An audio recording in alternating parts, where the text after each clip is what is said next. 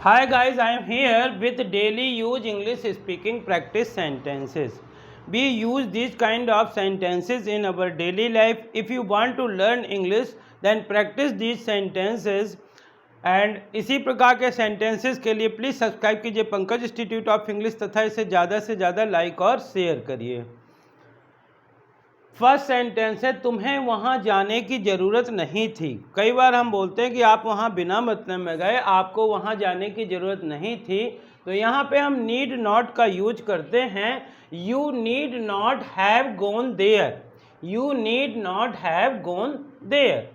तुम्हें पैदल जाने की ज़रूरत नहीं थी। उसी स्ट्रक्चर पे एक और सेंटेंस है कि आपको या तुम्हें पैदल जाने की ज़रूरत नहीं थी। You need not have gone on foot.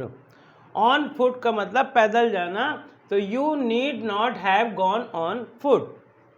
इसी प्रकार हम बोलते हैं कि उसको यहाँ आने की ज़रूरत नहीं है। जब नहीं है तो ही नीड नॉट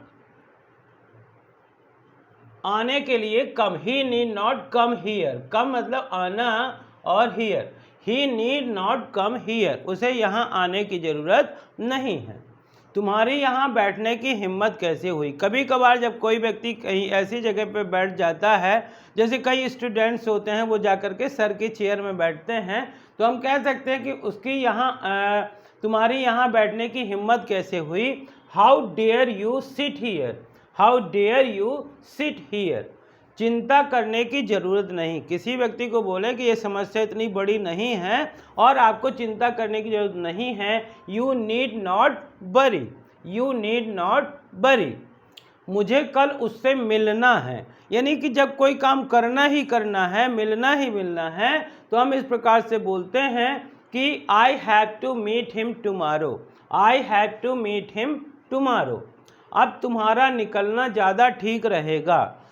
यदि किसी कारण से आप रुके हुए थे और वो प्रॉब्लम सॉल्व हो गई, तो हम कह सकते हैं कि अब तुम्हारा निकलना ज़्यादा ठीक रहेगा। You had better leave now. You had better leave now. कई बार आप बोलते हैं कि आपको ऐसा जब करना था तो आपको उससे पूछ लेना चाहिए था। आपको उससे पूछ लेना चाहिए था। You should have asked him. You should have asked him. जब चाहिए था होता तो शुड हैव का यूज करते हैं।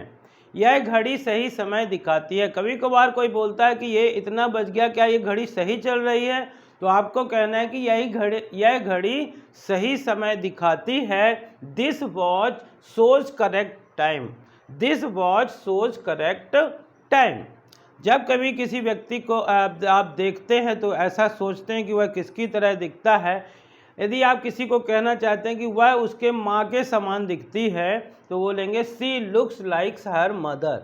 सी looks like her mother. So dear friends, if you practice these sentences again and again by reading, by writing or by listening, then you can also use these kind of sentences. So dear friends, यदि आपको इनमें से एक भी sentence अच्छा लगा हो, पसंद आया हो, तो इसे ज़्यादा से ज़्यादा लाइक करिए, शेयर करिए। और यदि आप चैनल के लिए नए हैं तो प्लीज़ इसे सब्सक्राइब करिए, बेल आइकॉन को प्रेस करिए ताकि इस प्रकार के वीडियो आप तक पहुंच सकें। Thank you for watching.